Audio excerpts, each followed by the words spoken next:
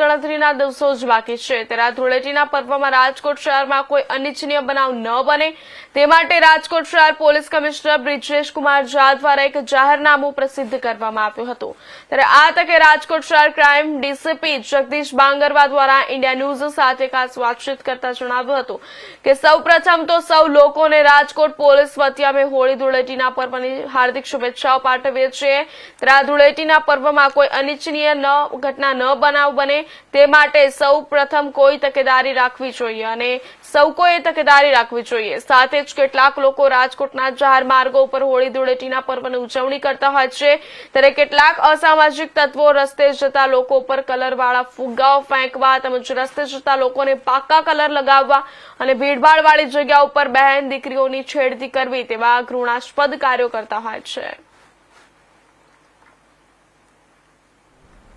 ધૂળેટીના પર્વને હવે ગણતરીના દિવસો જ બાકી છે ત્યારે પોલીસ રાજકોટ શહેર પોલીસ દ્વારા એક જાહેરનામું પ્રસિદ્ધ કરવામાં આવ્યું છે જે કોઈ લોકો ટીકળખોરી કરતા હોય કોઈ લોકોને રંજાડતા હોય તેવા લોકો ઉપર અત્યારે પોલીસ હાલાક કરશે ત્યારે આપણી સાથે રાજકોટ ક્રાઇમ ડીસીપી જગદીશ બાંગરવા સાહેબ છે આપણે એમની સાથે વાત કરીશું। સર ધૂળેટીને હવે 2-3 દિવસની જ વાર છે રાજકોટ પોલીસનું જાહેરનામું બહાર છે શું કહેશો લોકોને શું અપીલ કરશો?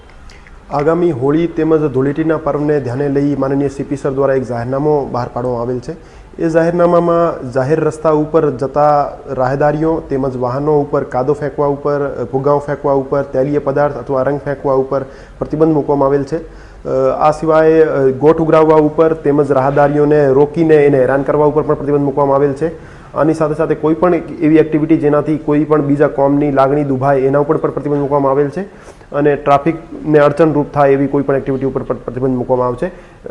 એવી જાહેરનામા ભંગની અમને કમ્પ્લેન મળશે તો એ ભંગ કરનાર માણસ વિરુદ્ધ BNSની કલમ 223 હેઠળ કડક કાર્યવાહી કરવામાં આવશે। સર રાજકોટમાં જે રીતે ધૂળેટીનો પર્વ યોજાઈ રહ્યો છે ક્યાંક ક્યાંક એવા લોકો પણ હોય છે યુવક હોય છે કે જે લોકો યુવતીઓની જાહેર રસ્તા ઉપર છેડતી કરતા હોય કલર ફેંકતા હોય ફુગ્ગા મારતા હોય છે સાથે ગેરુ જેવો રંગ પણ ઉપયોગ કરતા હોય તેવા લોકોને શું અપીલ કરશો?